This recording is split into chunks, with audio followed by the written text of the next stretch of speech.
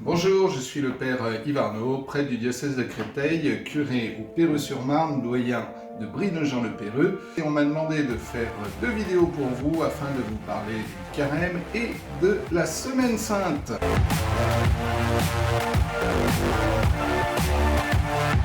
Qu'est-ce que le carême? D'abord, le carême, ça veut dire 40 jours. 40 jours qui rappellent les 40 jours où Jésus est parti dans le désert pour être tenté par le diable et y résister.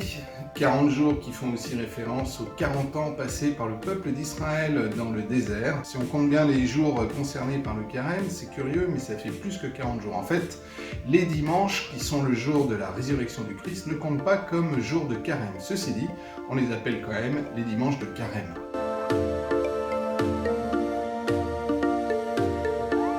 40 ans de séjour dans le désert pour le peuple d'Israël.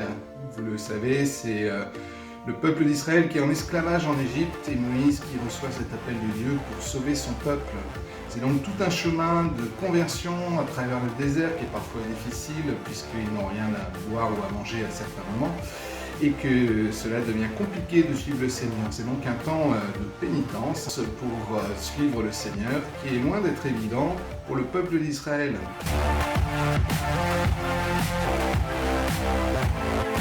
Bien compliqué de vivre de l'évangile tous les jours et que nous avons bien besoin de moments pour faire pénitence, c'est-à-dire demander pardon. C'est pour ça que le carême commence d'ailleurs par le mercredi des cendres. Alors qu'est-ce que c'est que ces cendres? Ces cendres dans l'Ancien Testament, c'est un symbole de mort, tout simplement. C'est-à-dire qu'avec les cendres, eh bien, tu es poussière, tu retourneras à la poussière. Dans l'Ancien Testament, on se mettait des cendres sur la tête pour manifester qu'il y avait quelque chose de grave dans notre vie, comme si on était déjà mort, quoi. Et que du coup, cette manière de se mettre des cendres sur la tête, sur le corps, c'est une manière de dire que l'on désire être sauvé par le Seigneur. Les cendres qu'on utilise pour le mercredi des cendres sont issues de la combustion des rameaux de l'année précédente. On récupère la cendre de ces rameaux.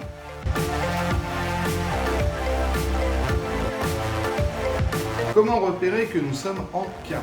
Vous savez que pour chaque temps de l'année, il y a des couleurs différentes. Le vert pour le temps lunaire, qui signifie l'espérance. Le blanc pour les grandes fêtes. Le rouge, qui signifie à la fois le sang des martyrs, que l'on utilise donc pour les fêtes des martyrs, mais aussi pour la passion du Christ. Et également pour marquer l'Esprit Saint à la Pentecôte. Le violet, qui est la couleur du carême et de l'Avent, qui sont ces 2 temps de préparation, l'un à la fête de Noël, l'autre à la fête de Pâques. Ce violet se transforme en rose un dimanche du temps de l'Avent et un dimanche du temps de carême, afin de montrer que nous sommes quand même dans la joie d'être sauvés déjà par le Christ. Le rose, c'est une sorte de mélange entre le violet et le blanc.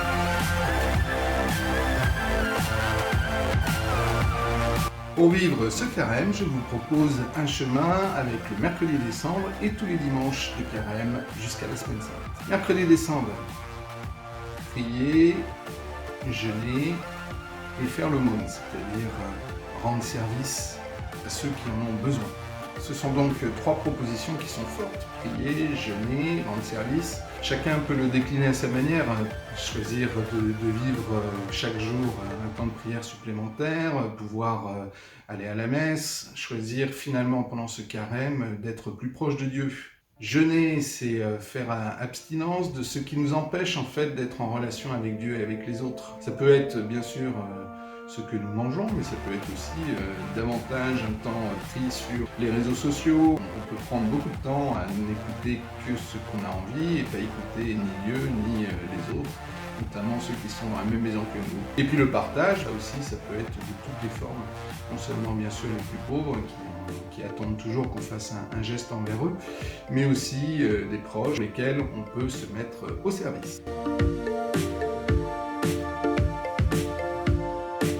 Premier dimanche de carême, je vous propose avec l'évangile de ce dimanche de suivre le Christ et donc de décider nous aussi de partir dans le désert. Choisir d'aller s'isoler un petit peu pour réfléchir, pour prier, pour essayer de chercher et de trouver Dieu. Première étape que je vous propose. Deuxième étape, repérer ce qui est de l'ordre des tentations en nous. Repérer ce qui nous enchaîne vraiment, ce qui nous empêche d'être libres pour aller vers Dieu et vers les autres.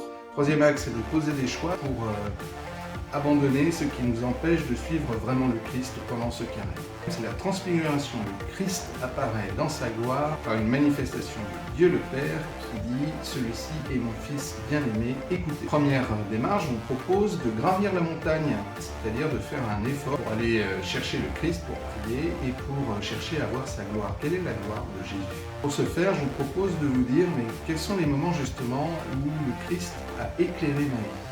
Parce qu'il y a eu des moments forts dans ma vie où j'ai senti que cette présence du Christ a transformé quelque chose au fond de moi. C'est de se rendre disponible pour écouter le Fils, pour écouter celui qui révèle l'amour du Père. Jésus chasse les marchands du temple.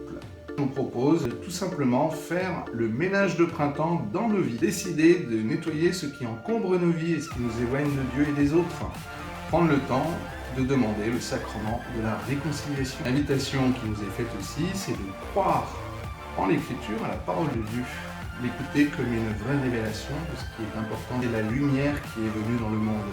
Au début de l'Évangile selon Saint Jean, ce Christ est la lumière qui est venue dans le monde. Je vous propose de commencer par contempler l'amour du Père. Vous verrez dans cet Évangile, c'est lui qui crée toutes choses par son Fils. Contempler l'amour de Dieu le Père qui crée l'univers, qui crée tout ce qui existe, qui crée ce que nous sommes, cette beauté de la création. Ici, de repérer ce qui est ténèbres dans le monde. Les désordres que je repère dans cette création de Dieu, je peux prendre l'encyclique du pape Laudato Si pour réfléchir. Et puis enfin, choisir d'être des enfants de lumière, c'est-à-dire choisir la lumière par rapport aux ténèbres. Et ainsi, trouver des possibilités d'action pour lutter contre ces ténèbres dans le monde. Pour le 5e dimanche de Carême, eh bien, je vous propose de reconnaître les fruits qui sont portés par notre foi chrétienne. Cela commence par d'abord contempler le Christ qui donne toute sa vie, qui ne retient rien pour lui, mais qui donne tout. Reconnaître que les fruits qui ont été portés par la mort et la résurrection de Jésus ont rejailli sur les chrétiens depuis 2000 ans.